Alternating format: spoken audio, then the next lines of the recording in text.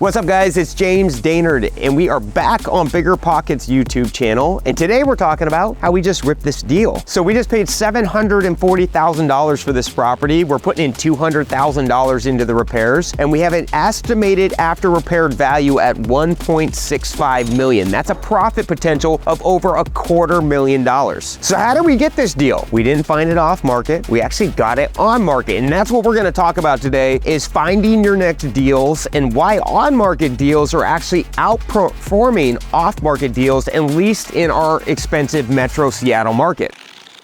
So one of the biggest myths in real estate is that you have to go find the secret deal off market. And we have traded off market real estate since 2005. So I believe in it. It's a great business. But why are we seeing better deals on market than off right now? And there's a lot that goes behind that. So let's explore why we've been able to get such better deals on market than off market the last 12 months. As we know, the federal funds rate was zero after the pandemic. They dropped the federal funds rate all the way down to zero. It caused investors, it caused homeowners access to extremely cheap capital. So because the federal funds rate was at zero and cost of money was basically free, what happened to the real estate market? It went up like this. It shot up. Everybody went into a frenzy. Investors, homeowners, it didn't matter who it was, they were trying to buy that next property. And the low cost of money worked out really well for us investors. Everything we buy, we'd go to renovate it, and then we'd sell it for 10% more sometimes, and the profit margins were huge. So since the pandemic occurred, investors were making more money than we've ever seen. And as the market got hotter and hotter, many new investors and old investors got into the wholesaling game as well. So what is wholesaling? It's when an entity is marketing direct to a seller or maybe even to a broker pool, and they're securing a property under contract. They then take that contract and sell it to another investor, and they don't have to close on the transaction. Essentially, they're middlemaning the deal. They're finding the opportunity, they're selling the paper on the contract to the investor then buys it, and they make a spread. Because inventory was so low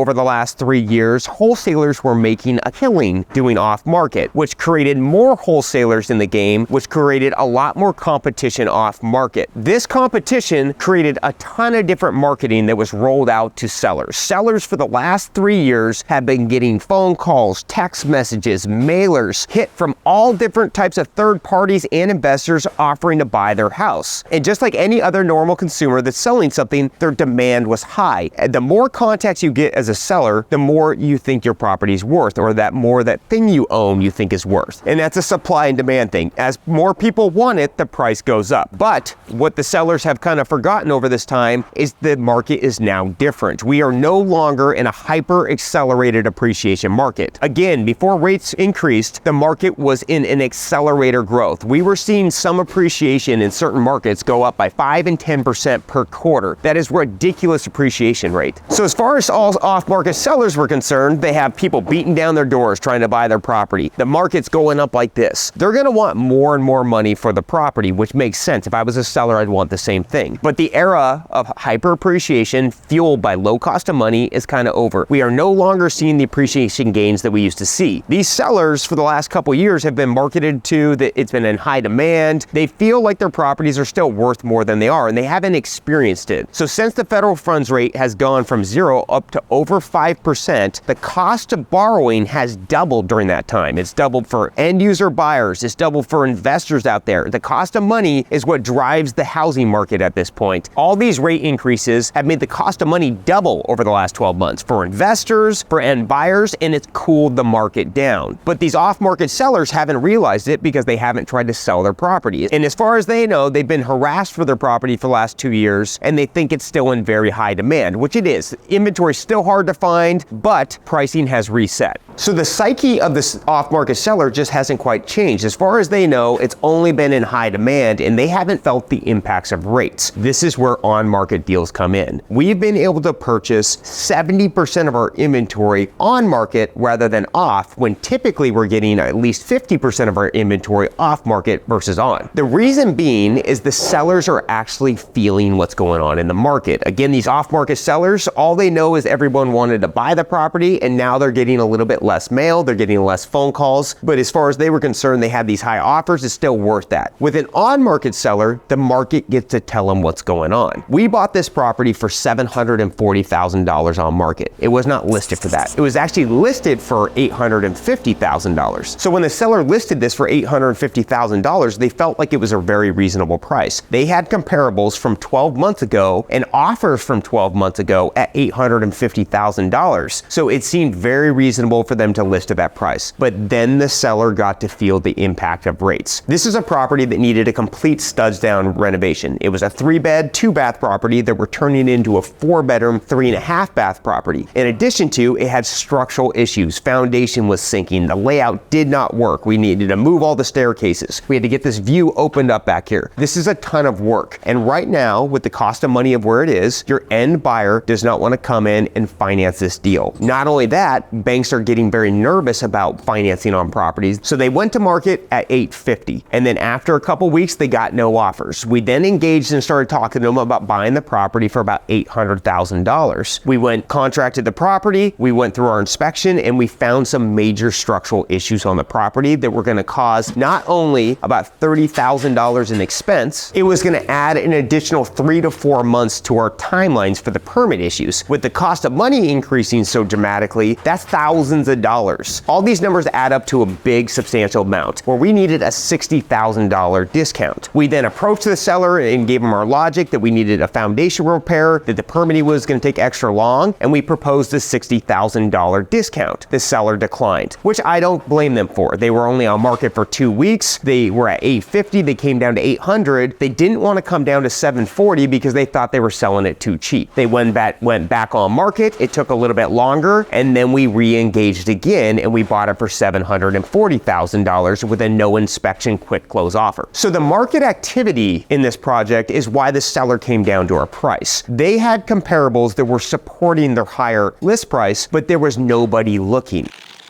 So where did the demand go for these large fixer on-market properties? What comes back down to, again, the cost of money. So as the federal funds rate keeps getting increased, it's shrinking the affordability for many of the consumers out there. As investors, we're not bidding against the end user for these large projects for numerous reasons. One, their payment is really expensive when they go to buy it. The second, they're hard to finance. Banks are being more strict on what kind of properties they want to finance. They feel like the market's a little bit riskier, hence why they're raising rates at all-time highs, and they want to protect their investment. So the underwriting has gotten a little bit more tricky. And lastly, the cost of money has eroded people's liquidity. People are paying more for inflation. They're paying more on their credit card interest payments. Things cost more. That eats up cash reserves, which makes it harder to do a massive renovation. With the cost of money being as high as it is, and as liquidity starts to shrink, the buyers for properties out there are looking for something more they can just buy, put 20% down, move in, and they don't want to come up with a bunch of cash to do the repairs. So the end users are no longer a factor on these major fixers. So where did the investor activity go, and why are we able to get these great on-market deals? Well, there's numerous different reasons for that as well. As the market was going up like this, anybody could make money in real estate. So for anybody who bought real estate in the last 2 to 3 years, they did extremely well. Their property values went up by 20, 30%. Their cash flow was increasing dramatically. And to be perfectly honest, you didn't have to be that good at real estate to make a ton of money. You just had to buy a property. But times have changed. As cost of money has increased, the appreciation factor is not going to save you anymore, and you have to take your time and you have to have the right plan for these major fixer properties. As the market cools down, newer investors that maybe were eager to jump into these big projects are starting to think it through. They realized over the last couple of years that they maybe wouldn't have made money if it wasn't for the appreciation plan. So they're going towards easier, more cosmetic fixer projects rather than these larger ones. And I don't blame them. These things are a lot of work. We are ripping this property all the way down the studs. We're rebuilding the foundations. We are putting in all new staircases, and we're creating a brand new house. And this is a ton of work. It's a total pain in the butt. So like, why am I even doing this kind of brain damage on a project? Because it makes $250,000. It's got huge profit potential. But many of the new investors, they don't want to get into a project this size, and I don't blame them. Neither did I when I was a newer investor. investors. So what it's done though, it's created a huge gap in the market. We have properties that are listed that need a ton of work. The end consumer does not want to bid on it because they don't have the 20 to 30% down to buy it and come up with all the renovation costs. They can't refinance it later and get their money back. The new investor, which was probably 60% of the investor activity in our Seattle market, is too afraid to get into this project. So what it's done is it's allowed a huge gap in the market. There's only a few guys out there right now in our local market looking for projects like this, and that's where the good buys are. The on-market sellers realize it because their showing activity is low. They have no offers.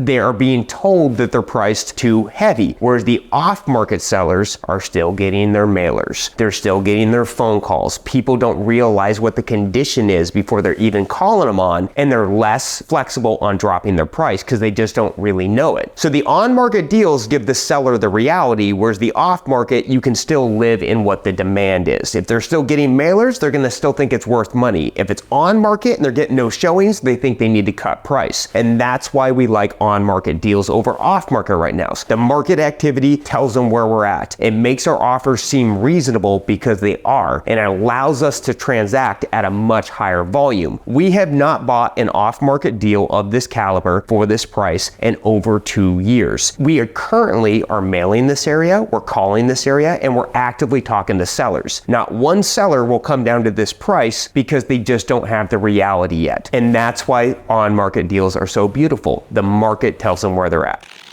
So as inventory levels reach all-time lows, it's hard to find that good buy as an investor, especially off-market. Off-market sellers still want a lot for their property, so don't forget to look on-market. We've done over 3,000 flip transactions in the Pacific Northwest. 50% of them have came from us buying them on-market. That's where a huge amount of inventory is. And as inventory shrinks and demand shrinks, look on-market for those ones that are in low demand. It is your job as your investor to explore all options. Look under every stone and you might just find them right on the MLS. I hope this was enlightening for all the viewers out there on where to find your next good deal. It's on market. If you like this video, like and subscribe below, or if you want to debate the position, shoot me a comment below and we can talk about what's better, off market or on market.